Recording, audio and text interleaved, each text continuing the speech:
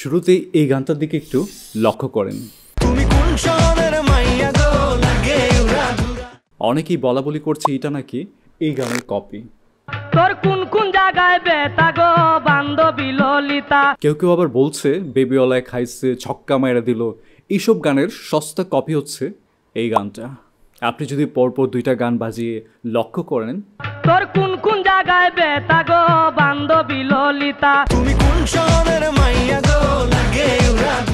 কি মনে হচ্ছে? মনে হচ্ছে না একটা গান থেকে আরেকটা গানের সুরের কপি? এরপরেও রায়হান রাফির মতো একজন ট্যালেন্টেড ডিরেক্টর এরকম সস্তা গান থেকে সুর কপি করা গান উনি সিলেক্ট করতে পারে, এটা না আমার ঠিক হজম হচ্ছিল না। কোথায় যেন একটা খটকা লাগছিল।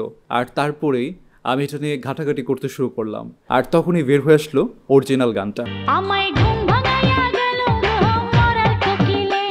এইবার প্রশ্ন হচ্ছে, রায়হান রাফি কি চাইলেই এই ভিডিওর মধ্যে কোনো ইউনিক টাইপের সং অ্যাড করতে পারতো না? অবশ্যই পারতো, কিন্তু কেন করেনি? সেই উত্তর জানতে হলে আমাদের আরও কিছু বিষয় জানা প্রয়োজন। এই সংটা আপনাদের চোখে পড়েছে কিনা জানি না।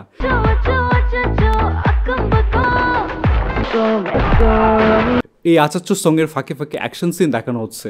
আপনার কি মনে হয় এই সংটা শুধু এমনি এমনি রিলিজ করা হয়েছে? সংটা এমনি এমনি অ্যাড করা হয়েছে? না, মুভির এই সংগুলো এক ধরনের মুভি প্রমোশন। মুভি রিলিজে আগ পর্যন্ত দর্শকের মুখে সেই নামটা রাখার জন্য, যাতে কারো মন থেকে সেটা বের হয়ে না যায়। কথায় আছে যে চোখের আড়াল হলেই মনের আড়াল।